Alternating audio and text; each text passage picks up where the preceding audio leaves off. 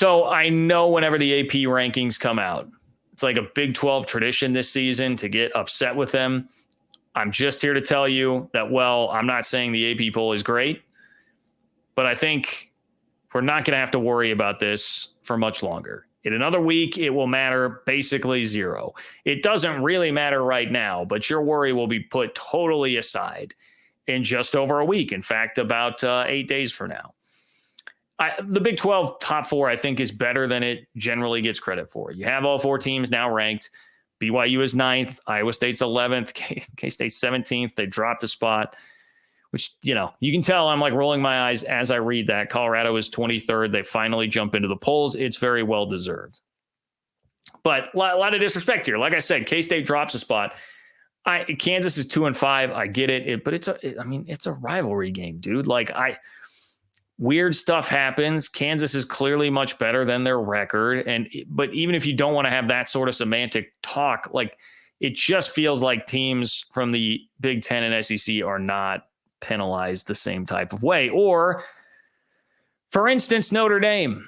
Okay? Notre Dame, not penalized the same way. Notre Dame, do you recall who they lost to earlier this year? The Fighting Irish lost at home to one Northern Illinois, who I believe just lost to Ball State. So it's frustrating to see that Notre Dame is one spot in front of BYU. I will bring up the poll here to show you that they are still one spot above the good old Cougars here. I understand that Notre Dame won at Texas A&M. I know that people will say, well, they just drilled Navy. Okay, we'll see how Navy finishes the year. I will be very interested to see how Navy finishes the year and how impressive that looks by the end of it. But it is frustrating to have unbeaten BYU there with wins over SMU and K-State, who have not lost to anybody not named BYU.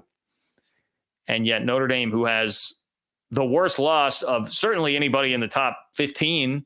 I was about to say top 25. I'd have to go through the list and really think about that. Maybe you can Mizzou somehow is hanging on in the top 25, which is a joke. And they've got the 41-10 loss in College Station.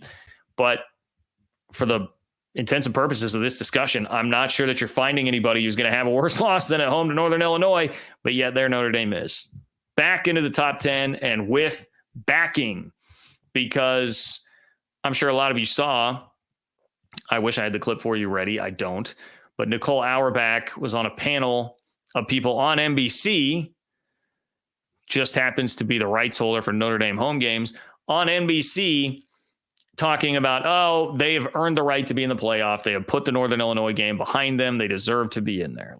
Okay, of course, we're going to have NBC carrying water for Notre Dame. They need that. Would never happen. Would never happen to anybody in the Big 12, man. Would absolutely never happen. But yet here we are. In 2020, right? Iowa State makes a run to the Fiesta Bowl in the Big 12 championship game. They lost a game to Louisiana at the beginning of that season. There was nobody sticking up for Iowa State. Oh, they've earned the right. They put that behind them. Look at how they're playing. They beat Oklahoma. No, there was none of that. It was, how good can that team really be? They lost to Louisiana. Double standard. We know how that works. And we do see a lot of that at play in the AP poll right now. Iowa State, for instance, is behind a Texas A&M team that does have a loss. They have that home loss to Notre Dame. And K-State at 17, they're behind 2-loss LSU. One of those losses is to a very bad USC team. Alabama has lost to Vandy, who definitely is not what you typically think of as Vandy. But, Alabama has not played well in almost a month since we had that Georgia game. And they're still there, of course, with 2 losses ahead of 1 loss, K-State. So it's frustrating.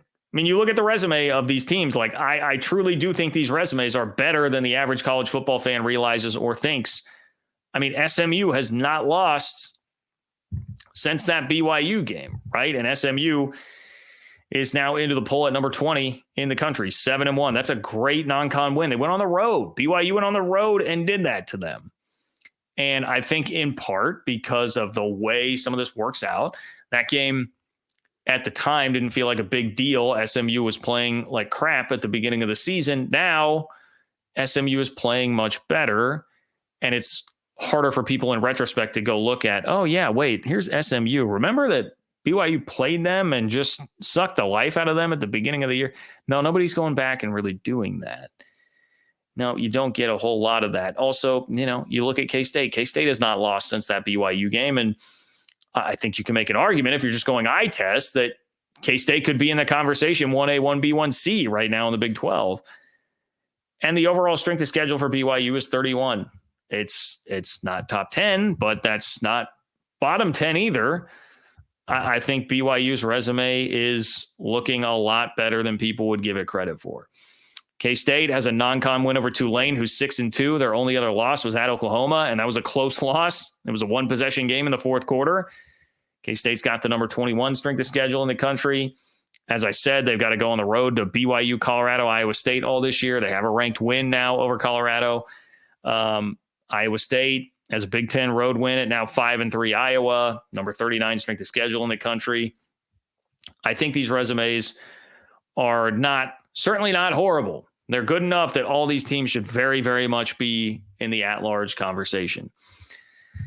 As I stated earlier, you need the teams to continue to win so that as you move on, there will be bigger and bigger wins on the schedule for a K-State or an Iowa State when that game happens, and then whoever is going to meet up in the Big 12 championship game as well. But in all honesty, I tell you guys all the time, this really doesn't matter that much because the AP poll has lost so much value in the college football world, right? I mean, at one point in time, it was everything. Literally, you want to win a national championship, get to number one in the AP poll. Now, we don't live in that world anymore. We live in a world with a college football playoff selection committee that I would actually argue has been nicer to the Big 12 than the poll has generally, at least lately. And I know this is an example that hits close to home, but 2 years ago, K-State had 3 losses and they were still in the top 10 of the final regular season college football playoff rankings. So they got a lot of respect. They got a lot of respect from the committee. And I would also throw in there that the SEC and Big Ten are already talking about trying to do away with the committee, whether or not they need to do that. They have trepidation about it, which would tell you that they think that the committee would be more deferential to the Big 12, ACC, whoever it might be, G5, just anybody that's not the SEC or the Big 10. We will find out how the committee this year is going to handle things, and we will find out in 8 days. And that was my point about, I don't think it matters much in general right now. And I try to tell you guys, don't stress about it too much. I know it's infuriating at times, but we really don't have to worry about it beyond the 8-day mark because we'll start to get the playoff rankings, and that's what matters. Nobody cares about the AP poll anymore. I mean, that's fine. You guys can continue to vote, but we don't care. What's the Stephen A. Smith clip? We don't care. It doesn't matter. It will be all about the College Football Playoff Selection Committee and where they are going to have Big 12 teams. And I hold out some hope and optimism for that they will do the Big 12 much better than the AP poll actually will, just based on hyper recent history and maybe just hope and a prayer. But I'm thinking that very well could be the case and keeping a lot of those teams in more at-large contention. So anyway, don't lose too much sleep over the media jabronis, all of us media jabronis that sit in press boxes and vote in that thing. Did I notice that there was somebody who dropped K-State completely out of the poll from 18 to out this week, even though they did win a game at home against Kansas and improved to now 7-1 on the season? Yes, I did notice that. I did. But I will not be thinking about it when I go to bed tonight. I will not. So I trust that you guys won't be either.